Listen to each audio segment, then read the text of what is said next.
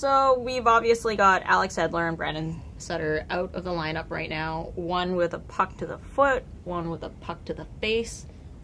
Pucked up. Mm-hmm. How do we fix those gaps in the lineup? That did not work at all. But how do we fix those gaps in the lineup? What do you think? Well, Ed, I know what you're going to say. I think we're all along the similar thought process here. Mm-hmm.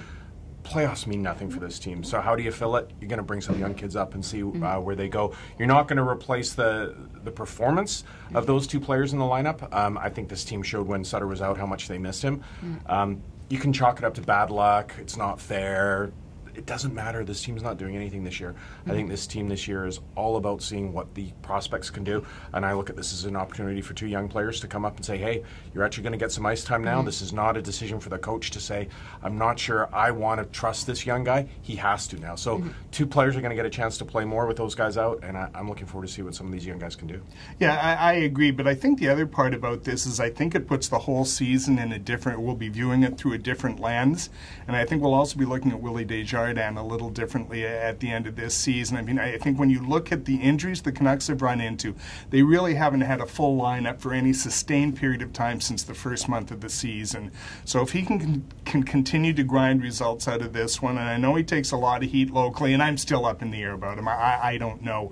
But he always gets that team to play hard, and I think you can make the case this Canucks team has almost overachieved this season. But Ed, every time they're healthy, and we're expecting, we look at maybe a soft spot in the schedule where we think they're actually going to make some hay because the Pacific Division's so bad. That's when they've disappointed. You know, coming back right before the All-Star break, they had some easy games at home. They lost them. They get injuries, and you think that they're done. But that was like what you said every time. That was the one time, right? And it was such a year. Small sample size. It's a small sample size. Go back and look at it. They had Sutter for 5, and then he was a core player, whatever it was. Slow start.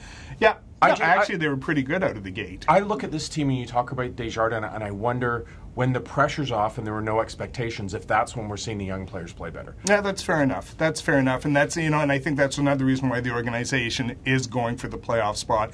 It wanted to see how these kids perform, when the spotlight is at its hottest, and I think that's fair too, because if the Canucks even come close, I think it'll say a lot about the Virtanens, about the Huttons, about the McCanns that they were able to perform under a fair bit of pressure. Any thoughts to possible trades in this situation?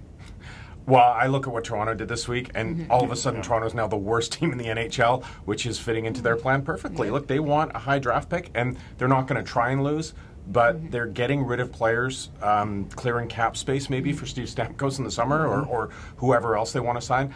I don't think the Canucks will be that overt about it, but I think the Canucks should be looking at, personally, just draft picks. If you can shed salary and get draft picks back, maybe a prospect, this team should not be making a move to go for the playoffs at all. Toronto's winning the bizarre arms race, and the Canucks can't compete with that.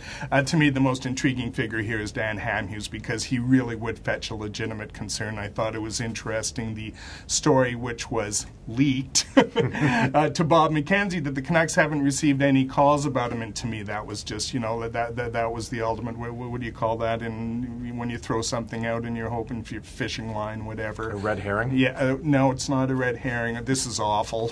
You're trolling? Let's just get out of that. No, he was just testing the waters to see if there was any kind of market available for him.